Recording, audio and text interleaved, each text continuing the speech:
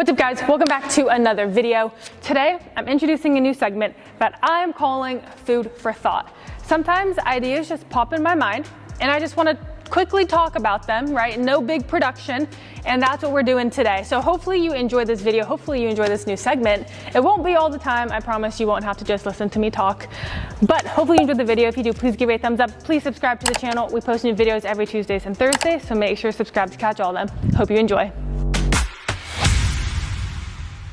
All right, you guys, so recently I came across this saying that says, mechanisms exist for outcomes, and that got me to really think. A lot of the times, especially in this industry, we have a tendency to say, my way is the right way and everything else is complete bullshit. You're doing this wrong because this study shows this and this study shows that and this study disproves that, and it works for this person but it doesn't work for this person and all that stuff. And as we probably all know, you can most likely find a study to defend any position to show that one thing works well here and something else doesn't work well. But we put them with two different athletes and what works for one might not work for the other.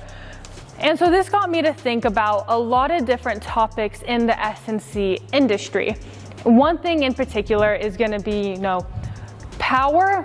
So more or less training high force, training high velocity, or do we do things that mix it together? So what I mean by this is, do I do a heavy back squat and do I just partner that with sprinting? And is that gonna be, good? Obviously your jumps and throws, but for sake of conversation, right? I hit my high force, I hit my high velocity. Those two come together and create a product that will improve all these other things. Or do I do things that fall in line of that power realm, right? Like dumbbell squat jumps, trap bar jumps, these types of things. So we have a lot of people, for me, you guys probably hate when I say this, but it just depends. There are some athletes where I stick to high force, high velocity, let those things pair and marinate. There's other times where I do fill in with like trap bar jumps and this and that. So to me, it really just depends. And I think that we need to start understanding everything as what's going to induce the outcome we're looking for, right? It's not necessarily that trap bar jumps are bad for you, or you're doing something that, it's not heavy enough to induce that application, but it's not fast enough to create that adaptation either, right? So you're just kind of in this realm that doesn't really do anything. Now, I don't necessarily agree with that. I definitely think there are situations where you're gonna wanna go really high force and then really high velocity.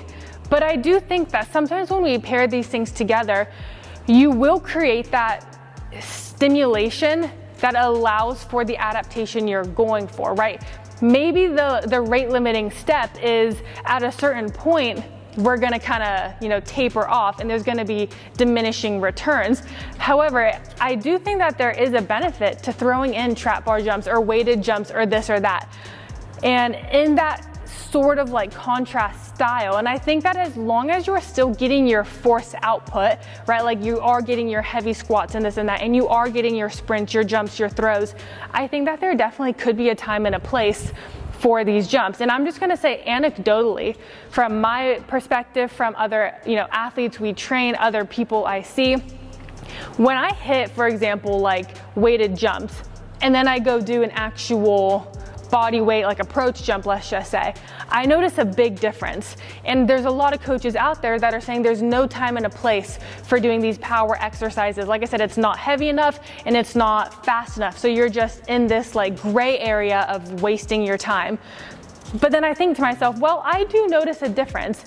And as I said, it might be a thing of a diminishing return where we're not gonna do the same thing for a 6-week block and expect it to get better and better and better. But I do think if you throw it in there, then it's gonna help. So long story short, the saying mechanisms exist for outcomes has to be at the center of your training. You have to understand what you're trying to do, like what is your goal, but then how are you going to achieve it? And I think that there's a lot of different ways we can achieve a goal, right? There's so many different ways to skin a cat. So many different ways that we can get faster, that we can get stronger, that we can jump higher. And it's not one way is right, one way is wrong, right? I am adverse to, for example, things that change movement patterns and are bad in that sense. Like if we're going like a weighted sprint that is too heavy to where now it alters your movement pattern and your sprint mechanics, well, that's just not gonna help you very much, right? But I think that there's a lot of different ways we can work on something, and we don't have to be so separated in our thought. And it's okay to mix and match. For the same athlete, I will give them a heavy lift, and I will give them a sprint, and I will give them more of a power exercise, like weighted jumps, for example. Maybe not on the same day, but I do think there is a time and a place for all that. So make sure you are testing out different things, right? Especially if you're doing your own training. And as a coach, if you're watching this, not every athlete is going to respond to the same training in the same style. So you have to be adaptable with what you're doing, and you can't necessarily die with one exercise and I'm only gonna do this and I'm never gonna do this different approach. You have to be adaptable. And if you're doing your own training, if you're an athlete, test different things, right? Give it enough time to compound. You have to be consistent to see if something's actually gonna work. But test it out. Just because one person says one thing and one person says another, everybody's different. So just wanted to get that out there. Make sure you're not just falling victim to everything we see on social media, and understand there's a lot more nuance to it. So hopefully this helps. Hopefully you enjoy. Make sure you're also checking out Spencer and I started another YouTube channel called The Athletic Match.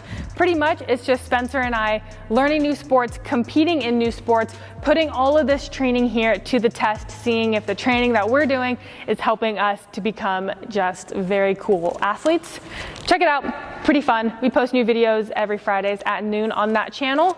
Thanks for watching. We'll see you in the next one.